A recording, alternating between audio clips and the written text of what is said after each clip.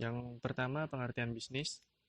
Secara umum, pengertian bisnis tidak terlepas dari aktivitas produksi, pembelian, penjualan, maupun pertukaran barang dan jasa yang melibatkan orang atau perusahaan. Dalam konteks yang lebih sempit, pengertian bisnis sering dikaitkan dengan usaha, perusahaan, atau organisasi yang menghasilkan barang dan jasa untuk menghasilkan laba. Pendapat lain mengatakan bahwa pengertian bisnis adalah usaha untuk memenuhi kebutuhan manusia, organisasi, ataupun masyarakat luas.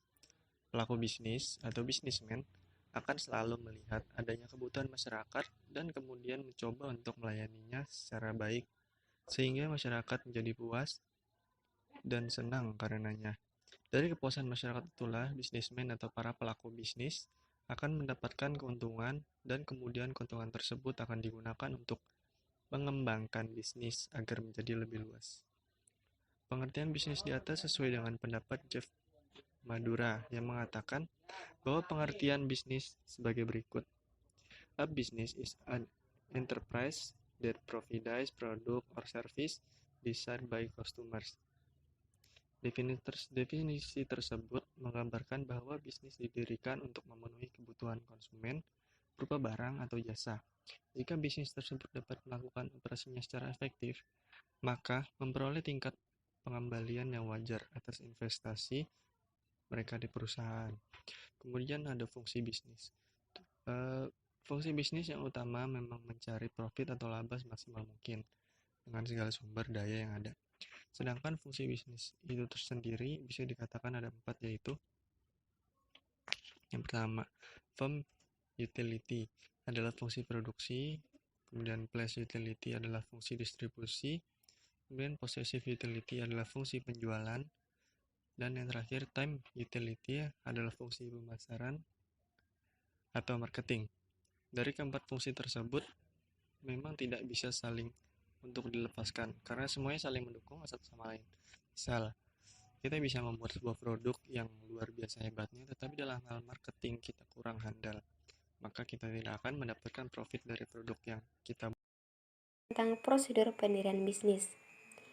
Di Indonesia, peraturan dasar yang mengatur PT merujuk pada Undang-Undang Nomor 40 Tahun 2007 tentang Perseroan Terbatas atau UU PT, termasuk aturan mengenai pendirian PT yang diatur pada pasal 7 hingga pasal 14. Nah, ada beberapa prosedur dan syarat pendirian PT yang harus diperhatikan. Di antaranya, yang pertama, pengajuan nama perseroan terbatas.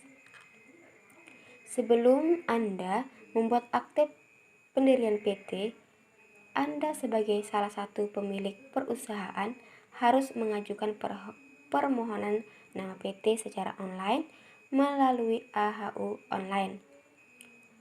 Prosedur ini dilakukan untuk memastikan bahwa nama PT yang diajukan telah memenuhi persyaratan yang diatur oleh Pasal 5 Ayat 1 Peraturan Pemerintah Nomor 43 Tahun 2011 tentang tata cara pengajuan dan pemakaian nama perseroan terbatas. Kemudian pembuatan akte pendirian. Setelah nama PT disetujui, hal selanjutnya yang harus Anda lakukan adalah pembuatan akta pendirian PT yang harus dibuat oleh notaris. Akta pendirian inilah yang memuat anggaran dasar PT, di mana anggaran dasar berfungsi sebagai aturan yang mengatur bagaimana PT dijalankan. Hal ini sudah diatur dalam pasal 15 ayat 1 UU PT. Kemudian selanjutnya, perolehan surat keputusan menteri.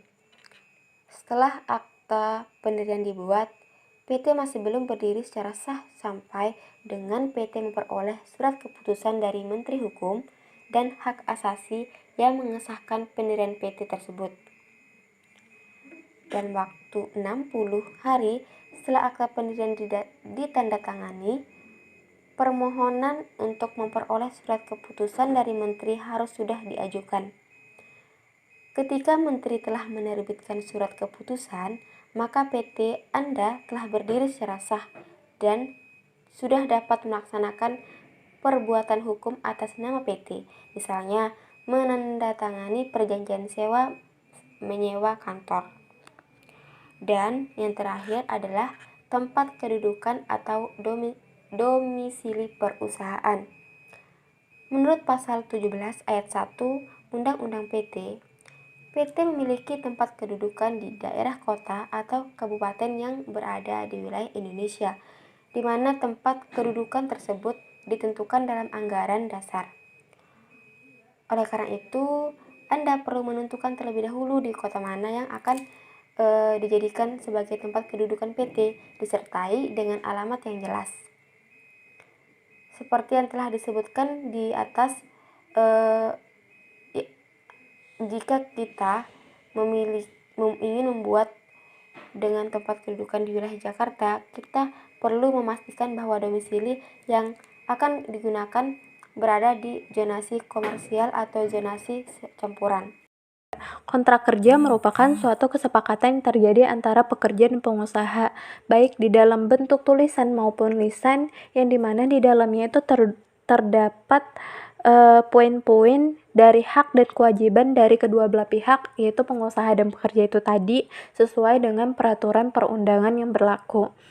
Nah, menurut pasal 54 Undang-Undang Nomor 13 2003, perjanjian kerja secara tertulis sekurang-kurangnya harus memuat nama perusahaan, alamat perusahaan, dan jenis usaha seperti apa. Yang kedua itu nama pekerja, jenis kelaminnya, umur, alamat pekerja, jabatan atau jenis pekerjaannya seperti apa, tempat pekerjaannya, gaji yang dihasilkan berapa, dan cara pembayarannya seperti apa, serta syarat-syarat yang memuat hak dan kewajiban pengusaha pekerja itu sendiri. Adapun jangka waktu berlakunya perjanjian kontrak kerja itu, serta tanggal perjanjian yang telah ditandatangani oleh kedua belah pihak. Nah, adapun syarat kontrak kerja yang dianggap sah menurut Undang-Undang Hukum Perdata pasal 1320, yaitu kesepakatan antara kedua belah pihak yang saling berkaitan atau mengikat antara satu sama lain. Terus yang kedua yaitu kecakapan untuk membuat suatu perikatan, di mana di antara pekerja dan pengusaha ini harus saling meyakinkan antara keduanya terkait pekerjaan yang akan dilakukan oleh pekerja. Terus yang ketiga yaitu suatu pokok persoalan tertentu, di mana di sini di dalam sebuah pengusaha atau pekerja itu memiliki tujuan tertentu atau memiliki suatu tujuan antara pengusaha tentang persoalan yang harus dilakukan oleh para pekerja. Nah, terus yang ketiga, yang terakhir itu sebab yang tidak terlarang. Nah, suatu sebab yang tidak terlarang ini yaitu melakukan sebuah kontrak kerja yang tidak bisa dilakukan apabila hal tersebut melanggar sebuah peraturan perundang-undangan. Nah, adapun dalam pasal 52 ayat 1 nomor 13 tahun 2013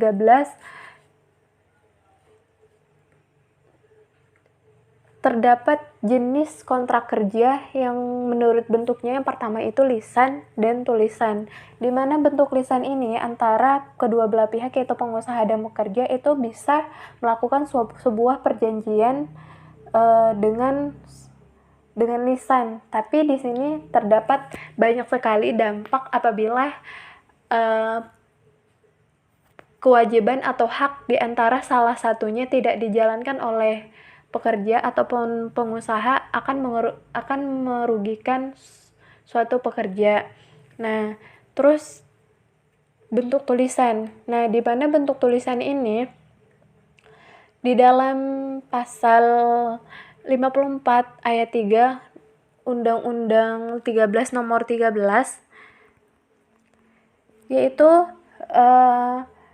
di mana kedua belah pihak itu memberikan sebuah kontrak kerja berupa tulisan yang harus ditandatangani serta dirangkap dua agar di antara keduanya itu dan ditandatangani di atas materai, karena di atas materai itu memiliki kekuatan hukum dan kedua belah pihak itu harus memiliki berkas-berkas kontrak kerja yang dipegang sebagai bukti. Apabila terjadi perselisihan, maka bisa dikeluarkan bukti tersebut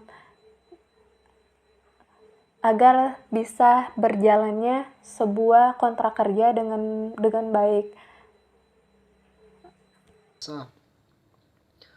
Prosedur pengadaan tenaga kerja antara lain.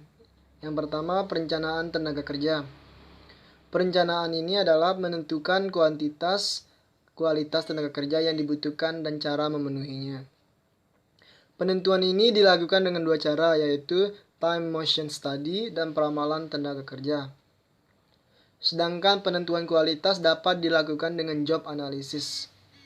Yang kedua, penarikan tenaga kerja. Penarikan tenaga kerja diperoleh dari dua sumber, yaitu sumber internal dan sumber eksternal. Sumber internal yaitu menarik tenaga kerja baru dari rekomendasi karyawan lama dan nepotisme berdasarkan sistem kekeluargaan, misalnya mempekerjakan anak, adik, dan sebagainya. Sumber eksternal yaitu menarik tenaga kerja baru dari lembaga tenaga kerja, lembaga pendidikan, atau dari advertising, yaitu media cetak dan internet. Yang ketiga, seleksi tenaga kerja. Ada 5 tahapan dalam menyeleksi tenaga kerja, yaitu seleksi administrasi, tes kemampuan dan psikologi, wawancara, tes kesehatan, dan referensi atau pengecekan. Yang keempat, penempatan tenaga kerja. Penempatan tenaga kerja merupakan proses penentuan jabatan seseorang yang disesuaikan antara kualifikasi yang bersangkutan dengan job spesifikasinya. Indikator kesalahan penempatan kerja yaitu tenaga kerja yang tidak produktif, terjadi konflik, biaya yang tinggi, dan tingkat kecelakaan kerja tinggi. Nah, untuk prosedur pengadaan barang dan jasa, adapun jenis-jenis metode pemilihannya ada 4, yaitu metode pelelangan umum, pelelangan terbatas, pemilihan langsung, dan penunjukan langsung. Jika menggunakan metode penunjukan langsung, maka prosedur pemilihan menyedia barang seperti berikut, yaitu penilaian kualifikasi, permintaan, penawaran, dan negosiasi harga, penempatan dan penunjukan langsung, penunjukan penyedia barang atau jasa, pengaduan, dan terakhir penandatangan kontrak. Kontak bisnis adalah seseorang dalam sebuah perusahaan, klien, atau organisasi lainnya yang lebih sering dihubungi dalam rangka keperluan bisnis. Data kontak bisnis berfungsi untuk mengorganisasikan dan menyimpan informasi lengkap mengenai koneksi sehingga memudahkan dan mempercepat akses ke data penting dalam rangka memelihara hubungan bisnis.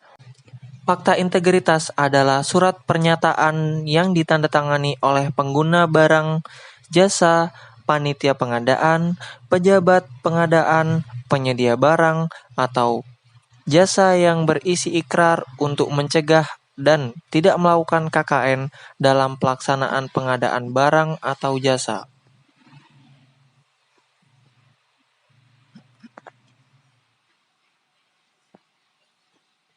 Di sini, fakta integritas memiliki dua tujuan.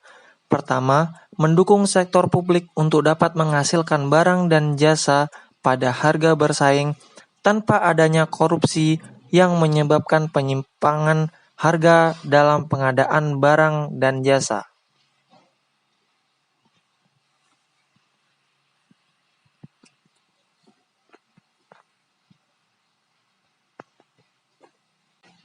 Yang kedua, mendukung pihak penyedia pelayanan dari swasta agar dapat diperlakukan secara transparan, dapat diperkirakan, dan dengan cara yang adil agar dapat terhindar dari adanya upaya suap untuk mendapatkan kontrak, dan hal ini pada akhirnya akan dapat mengurangi biaya-biaya dan meningkatkan daya saing.